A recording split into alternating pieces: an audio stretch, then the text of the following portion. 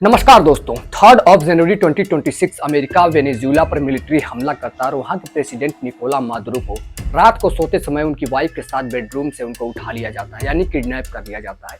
और US military उनको kidnap करके साथ में लेकर चली जाती है और किसी को कुछ खबर भी नहीं लगती। जैसे ही यह खबर दुनिया के सामने प्रेस में और न्यूज चैनल्स पे सुबह आती है दोस्तों, लोग दंग रह जाते हैं और बातें करने लगते हैं कि क्या अमेरिका के लिए इतना ही आसान है किसी भी कंट्री के प्रेसिडेंट को किडनैप करना।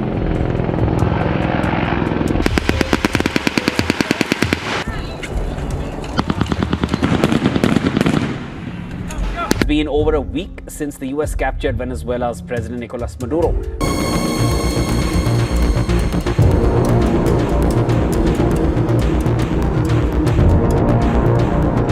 इसके साथ ही अमेरिका, ईरान और वेनेजुएला के बीच बढ़ते कॉन्फ्लिक्ट को देखते हुए लोग वर्ल्ड वॉर 3 की बात करने लगते हैं और साथ ही इसे बाबा वेंगा के 2026 के वर्ल्ड वॉर 3 की प्रेडिक्शन को लेकर इसके साथ जोड़ दिया जाता है, जिसके बाद दोस्तों सोशल मीडिया पे एक हाइप बन जाती है वर्ल्ड वॉर 3 को लेकर।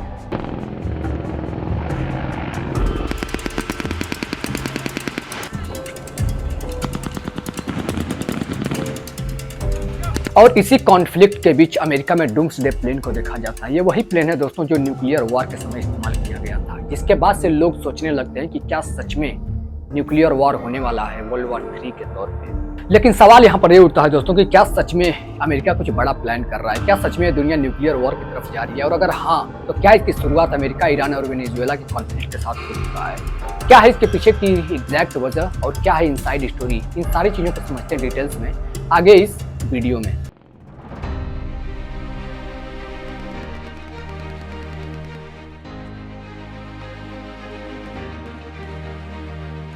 दोस्तों सबसे पहले समझते हैं यूएसएस ड्रामेटिक ऑपरेशन एब्सोल्यूट को, जो कि 3 जनवरी 2026 को शुरू हुआ था, जो एक फुल स्केल मिलिट्री रेड था। सुबह के करीब 2 बजे के आसपास जो यूएस एयरफोर्स होती है उनके ठिकानों पर अटैक करना शुरू करती है। नॉर्थ वेनेजुएला के एयर डिफेंस सिस्टम को टारगेट करते हैं और वहां पे अटैक शुरू कर देते हैं।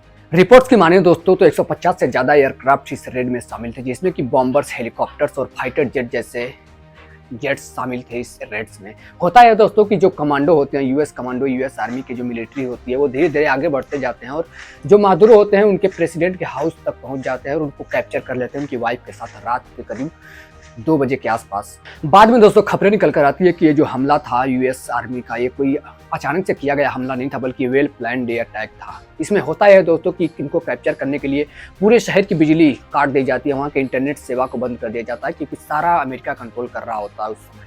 और सारी चीज़ों को व्यवस्थित करके हर तरीके से उनको तोड़ करके हर तरीके से, ताकि किसी को कोई कम्युनिकेशन ना कर सके, और इस तरीके से वेल प्लान्ड इस अटैक को अंजाम दिया जाता है और कैप्चर कर लिया जाता है उस प्रेसिडेंट को, और कैप्चर करके न्यूयॉर्क लेके आते हैं उनके कमांडोज। मादुरो को न्यूयॉर्क लाए जाने के बाद 5 जनवरी 2026 को मैनहट्टन फेडरल कोर्ट में उनके ऊपर बहुत सारे चार्जेस लगाए जाते हैं, बहुत सारे केस लगाए जाते हैं, नार्को टेररिज्म और साथ में दोस्तों ड्रग ट्रैफिकिंग से रिलेटेड बहुत सारे चार्जेस उनके ऊपर लगाए जाते हैं और बहुत सारी गतिविधियों के साथ कनेक्शन लगा के उनके ऊपर केस चलाया जाता है, जिसके बाद मादुरो अपने आप को नॉट गिल्टी बताते हैं। इन सब के बाद अमेरिका के प्रेसिडेंट डोनाल्ड ट्रंप के द्वारा यह अनाउंस किया जाता है कि ये सब परफेक्टली एग्जीक्यूटेड था और आगे से टेम्पोररी टाइम पे इस पूरे वेनेजुएला को यूएस कंट्रोल करेगा जब तक स्टेबल ट्रांजिशन ना हो। इस पूरे हमले में वेनेजुएला का कहना है कि उनके 100 से ज्यादा लोग मारे गए हैं, जिसमें उनके सोल्जर्स, बॉडीगार्ड्स और सिक्योरिटी जैसे मेंबर्स शामिल है। यहीं पर यूएस की साइड की बात करूं तो 7 लोग इंजर्ड हुए हैं, लेकिन मौत वहां पे एक भी नहीं हुई है।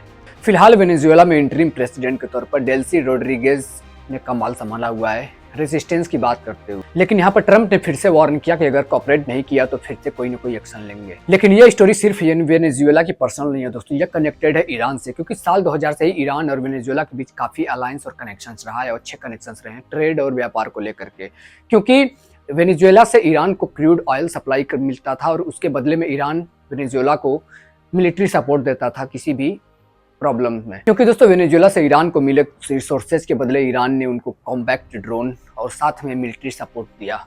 रिपोर्ट्स के मुताबिक इन दोनों कंट्री के बीच में कॉपरेशन 2006 से शुरू हुआ और 2025 तक मिलियंस ऑफ डॉलर के ट्रेड हुए एक दूसरे के लिए। इन दोनों देशों के बीच हुए मिलियंस ऑफ डॉलर के डील के बाद यूरेनियम की भी बात सामने निकल कर आई, जिससे वेनेजुएला के रिच रिसोर्सेज से ईरान को पोटेंशियल एक्सेस मिला। इन दोनों कंट्री के बीच इन्हीं सारी चीजों को देखते हुए अमेरिका ने जब वेनेजुएला के प्रेसिडेंट को कैप्चर किया तो इन दोनों देशों के बीच में जो ट्रेड का इतना बड़ा चेन था वो सारा चेन टूट गया, जो ऑयल की सप्लाई थी, ऑयल सप्लाई का चेन टूट जाता है, साथ में जो ड्रोन प्रोडक्शन था ईरान का वो भी टूट जाता है। इन सब मुद्दों को और मैटर्स को और अटैक्स को जस्टिफाई करने के लिए यूएसए ने ड्रग कैटल्स खत्म करने का हवाला दिया। साथ ही में ईरान, चाइना और वेनेजुएला के इन्फ्लुएंस को भी कम किया। अब समझते हैं ईरान के करंट सिचुएशन को। 28 दिसंबर 2025 को ईरान के अंदर तेहरान शहर से एक प्रोटेस्ट शुरू होता है। प्रोटेस्ट देखते देखते इतना बड़ा हो जाता है, इतना भयानक हो जाता है दोस्तों कि यहाँ पे जो गवर्नमेंट होती है प्रोटेस्टर्स को कंट्रोल नहीं कर पाती है और उन पर अटैक्स करती है। प्रोटेस्टर्स का भी अटैक देखने के लिए मिलता है उनके विरोध में। और यहाँ पे अब तक इसमें खबर निकल कर आती है कि सैकड़ों लोग मारे जा चुके हैं, लेकिन अभी भी प्रोटेस्ट जारी है, प्रोटेस्ट बंद होने का नाम नहीं ले रहा है। होता यहाँ पर है दोस्तों कि वहाँ पे $1 का जो ईरानियन डॉलर होता है वो बहुत ज़्यादा इन्फ्लेशन इसमें देखने के लिए मिलता है, क्योंकि उनकी करेंसी इतनी वीक हो जाती है, इतनी नीचे गिर जाती है कि वहाँ पे जो फूड पैकेट्स होते हैं, जो आइटम्स होते हैं, उनका जो रेट होता है अचानक से डबल ट्रिपल बढ़ जाता है, जिसके बाद से लोग सड़कों पर उतर जाते हैं। हालात इतने बिगड़ जाते हैं दोस्तों कि वहाँ का जो इन्फ्लेशन रेट है वो 52% तक बढ़ जाता है, जिसकी वजह से प्रोटेस्ट जो एक साइड से शुरू हुआ था ये अब 31 प्रांतों तक फैल चुका है और प्रोटेस्ट अभी भी जारी है। प्रोटेस्ट रुकने का नाम नहीं ले रहा है। पुलिस और प्रोटेस्टर्स के बीच में झड़प भी जारी है और यहाँ पे बहुत सारे लोग मारे भी जा रहे हैं। ईरान के अंदर हो रहे इतने बड़े प्रोटेस्ट को देखते हुए ट्रंप ने चेतावनी दिया ईरान को कि अगर प्रोटेस्टर्स पे अगर गवर्नमेंट पूरी तरह से सख्ती दिखाती है और उनके ऊपर लाठीचार्ज किया जाता है, उनको मारा पीटा जाता है, तो यहाँ पे जो ट्रंप सरकार है, जो यूएस है, उन पे एक्शन लेगा वेनेजुएला की तरह। ये सारा मामला 2025 के ईरान और इजराइल के बीच हुए 12 डे वार को लेकर के शुरू हुआ है, जिसमें यूएस स्ट्राइक के बाद ये मामला और भी ज़्यादा इंटेंस हो गया है और अभी भी कॉन्फ्लिक्ट्स जारी है।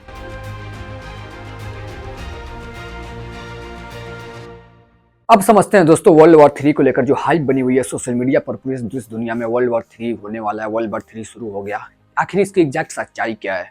इसके पीछे वजह है दोस्तों बाबा वेंगा की प्रेडिक्शन। अगर आप बाबा वेंगा को नहीं जानते तो मैं बता दूं, बाबा वेंगा एक महिला थी जो कि भविष्यवक्ता है, यानी भविष्य को बताने वाली। उन्होंने कई सारी पास्ट में भविष्यवाणियां करी थी, बहुत सारे इंसिडेंट्स को लेकर के, वर्ल्ड वॉर 2 को लेकर के, 9/11 अटैक्स को लेकर जो कि न्यू अमेरिका में हुआ था, और साथ ही में और भी उनकी कई भविष्यवाणियां सच हुई हैं। और उन्हीं की प्रेडिक्शन थी कि 2026 में जो पूरा देश दुनिया है वर्ल्ड वॉर 3 की तरफ जाएगा।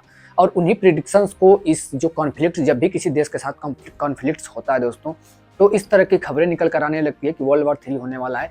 अगर आपने 2025 में भी देखा होगा कि जब इंडिया और पाकिस्तान के कुछ कॉन्फ्लिक्ट्स चल रहे थे तो वहाँ भी वर्ल्ड वॉर 3 की बात सामने आती है। जब भी किसी देश से किसी दूसरे देश का जब भी कभी किसी भी तरह का अटैक्स होता है, किसी भी तरह की रेड्स होती है, तो इस तरह से लोग जोड़कर और हाइप बनाने लगते हैं वर्ल्ड वॉर 3 को लेकर। इसलिए एग्जैक्टली जो भी प्रिडिक्शंस बाबा वेंगा के थ्रू दी गई थी वो प्रिडिक्शंस रिटेन में नहीं थी, बल्कि ये लोगों का बस मानना है और उसी मानने की वजह से लोग सोशल मीडिया पे हाइप बना देते हैं कि वर्ल्ड वॉर 3 स्टार्ट हो गया या फिर स्टार्ट होने वाला है। बाबा वेंगा ने दोस्तों वर्ल्ड वॉर 2 और चेरनोबिल की डिजास्टर और साथ में 9/11 अमेरिका के अटैक्स को पहले ही भविष्यवाणी के तौर पर भविष्यवाणी करी थी, जो आगे चलकर सच हुई थी। और इसी से लोगों का मानना है और लोग इसी से अंदाजा लगाते हैं कि उनकी भविष्यवाणियां सच हुई हैं पास्ट में। ऐसा भी नहीं है कि उनकी पूरी भविष्यवाणियां सच हुई, कुछ भविष्यवाणियां उनकी गलत भी हुई हैं, लेकिन कुछ भविष्यवाणियां उनकी सच भी हुई है। और यही वजह है कि बाबा वेंगा ने 2026 को लेकर प्रेडिक्शंस दी थी और जिसके बेसिस पे लोग हाइप बनाने लगते हैं कि बाबा वेंगा की भविष्यवाणियां सच होगी या फिर वर्ल्ड वॉर 3 की तरफ दुनिया जाने वाली है।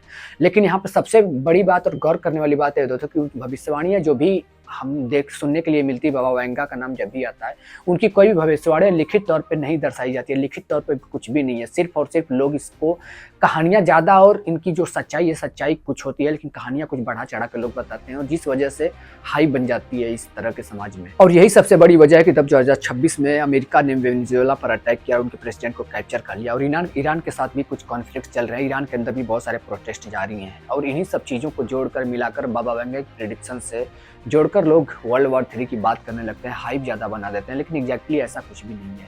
और अमेरिका का साफ कहना है कि जो भी उन्होंने वेनेजुएला पर हमला किया वो ना तो कोई बहुत बड़ा हमला था, सिर्फ और सिर्फ एक रेड था जो कि अंजाम दिया गया अमेरिका के द्वारा। हालांकि इस सारे मामले पे यूएन की बैठक करी जाती है और सारा मामला इसको सुलझा दिया जाता है। हालांकि जो ईरान के अंदर जो भी कॉन्फ्लिक्ट जारी है, जो प्रोटेस्ट जारी है अपने गवर्नमेंट के खिलाफ, क्योंकि वहाँ पे महंगाई इतनी ज़्यादा बढ़ गई है कि लोग सड़कों पर उतर गए हैं। और हालांकि इसको भी कोशिश करी जा रही है कि इसको भी ज़्यादा से ज़्यादा जल्दी शांत कराया जा सके। तो वर्ल्ड वॉर 3 की अगर हम बात करें तो ऐसा कुछ हमको सामने एविडेंस नहीं निकल कर आता है, ऐसा कोई प्रूफ नहीं आता है कि जिससे कि हम ये चीज़ कंफर्म हो जाए, डिक्लेयर हो जाए कि वर्ल्ड वॉर 3 होने ही वाला है। हालांकि इन देशों के बीच हो रहे कॉन्फ्लिक्ट्स को देखकर लगता है कि टेंशन हाई और मैटर सीरियस है, लेकिन वर्ल्ड वॉर 3 को इससे डायरेक्ट जोड़ देना और बोल देना कि वर्ल्ड वॉर 3 की तरफ दुनिया जा रही है या फिर वर्ल्ड वॉर शुरू हो चुका है, ऐसा बिल्कुल भी जायज़ नहीं है, क्योंकि इसकी कोई भी डिक्लेरेशन नहीं है बेसिक तौर पे। हालांकि इन सब मुद्दों पर एक्सपर्ट्स का कहना है कि एक जियोग्राफिकल स्टॉर्म है ऑयल कंट्रोल और ड्रग सैंक्शंस और ड्रग कंट्रोल को लेकर के, और इसलिए सोशल मीडिया पर देश दुनिया में वर्ल्ड वॉर 3 को लेकर हाइप ज्यादा है, लेकिन बेसिक तौर पे इसकी डिक्लेरेशन बहुत ही कम है। हालांकि वो बात अलग है कि कब क्या हो जाए कोई भी नहीं जानता, कब वर्ल्ड वॉर 3 शुरू हो जाए, कब क्या हो जाए, कब कौन देश किस पे अटैक कर दे, कब न्यूक्लियर वॉर जाए, कब क्या हो जाए, ये कोई नहीं जानता, वो बात अलग है। बट बेसिक तौर पे देखा जाए तो इसके डिक्लेरेशन नहीं है कि वर्ल्ड वॉर 3 की तरफ दुनिया जा ही रही है। उम्मीद करता हूं दोस्तों वीडियो आपको इन्फॉर्मेटिव लगा होगा। वीडियो अगर आपको इन्फॉर्मेटिव लगा तो अपनी राय कमेंट बॉक्स में जरूर देना, और चैनल पर अगर नए हो तो प्लीज़ सब्सक्राइब करके बेल आइकन जरूर शेयर कर लेना, ऐसी सारी वीडियोस देखने। मिलते हैं किसी और वीडियो में एक नई टॉपिक के साथ, तब तक के लिए बहुत बहुत धन्यवाद।